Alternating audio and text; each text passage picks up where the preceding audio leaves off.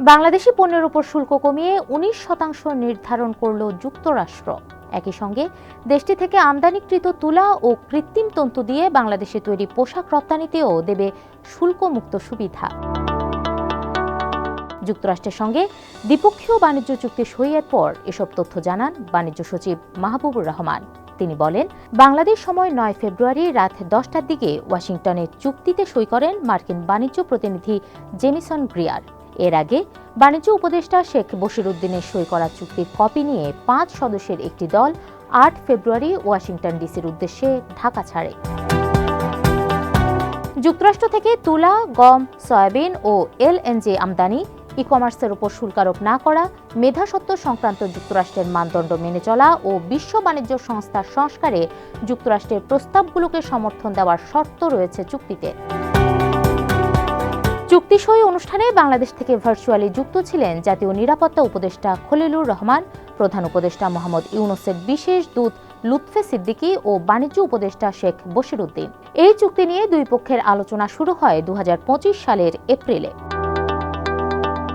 চুক্তি সইয়ের পর বাণিজ্য উপদেষ্টা বলেন, এই চুক্তির মাধ্যমে দুই দেশের দ্বিপাক্ষিক অর্থনৈতিক ও বাণিজ্য সম্পর্ক এক নতুন ঐতিহাসিক স্তরে পৌঁছেছে। ফলে বাংলাদেশ ও যুক্তরাষ্ট্র একে অপরের বাজারে আগের চেয়ে অনেক বেশি প্রবেশাধিকার পাবে।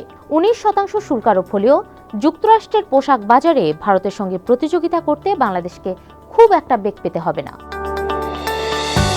তিনি আরও বলেন, বাণিজ্যিক টানাপোড়েন কমানোর বৃহত্তর প্রচেষ্টার অংশ হিসেবে মার্কিন উড়োজাহাজ নির্মাতা প্রতিষ্ঠান বোয়িং থেকে ২৫টি বিমান কিনতে সম্মত হয়েছে বাংলাদেশ।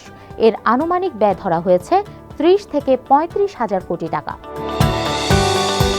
জাতীয় নিরাপত্তা উপদেষ্টা খলিলুর রহমান বলেন, ২০% থেকে শুল্কহার ১৯% নামিয়ে আনা বাংলাদেশের রপ্তানিকারকদের জন্য আরও সুবিধা বয়ে আনবে।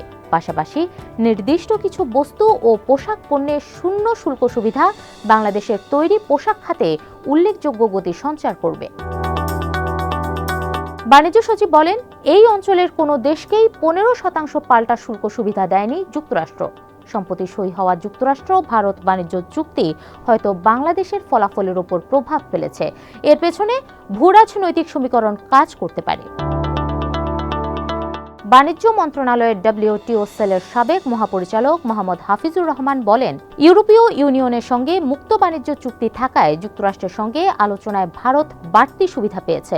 তবে বাংলাদেশের প্রতিযোগিতা সক্ষমতা নিয়ে উদ্বেগের কোনো কারণ নেই। যুক্তরাষ্ট্রে পোশাক রপ্তানির ক্ষেত্রে এখনও শীর্ষস্থানে রয়েছে চীন, এরপরই ভিয়েতনামের অবস্থান। বর্তমানে বাংলাদেশ এই তালিকার তৃতীয় ও ভারত চতুর্থ অবস্থানে আছে।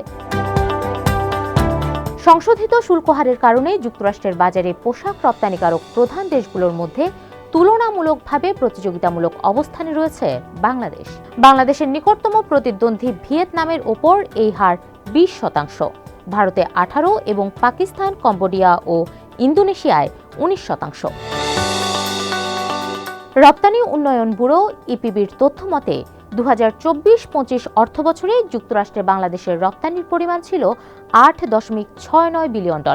এর মধ্যে ওভেন পোশাক রপ্তানি হয়েছে $৪.৯৫ বিলিয়ন এবং নিট ওয়ার রপ্তানি হয়েছে $২.৬০ বিলিয়ন। এছাড়া হোম টেক্সটাইল রপ্তানি $১৫০ মিলিয়ন ও ক্যাপ রপ্তানি $২৫৯ মিলিয়ন পৌঁছেছে। বাংলাদেশ টেক্সটাইল মিলস অ্যাসোসিয়েশনের তথ্যানুসারে ২০২৪-২৫ অর্থবছরে যুক্তরাষ্ট্র থেকে $৩৪৬ মিলিয়ন মূল্যের তুলা আমদানি করে বাংলাদেশ, যা আগের অর্থবছরে ছিল $২৭৮ মিলিয়ন। গত অর্থবছরে মোট তুলা আমদানির 10%ই এসেছে যুক্তরাষ্ট্র থেকে। ২০২৫ সালের ২ এপ্রিল ১০০টি দেশের পণ্যে বিভিন্ন হারে পাল্টা শুল্ক আরোপের ঘোষণা দেন যুক্তরাষ্ট্রের প্রেসিডেন্ট ডোনাল্ড ট্রাম্প। বাংলাদেশের জন্য এই হার ছিল ৩৭%, যদিও বাড়তি শুল্ক আরোপ ৩ মাসের জন্য স্থগিত করে যুক্তরাষ্ট্র।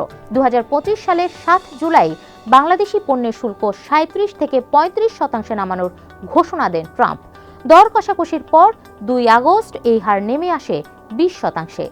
আগে বাংলাদেশি পণ্যের শুল্ক ছিল 15%।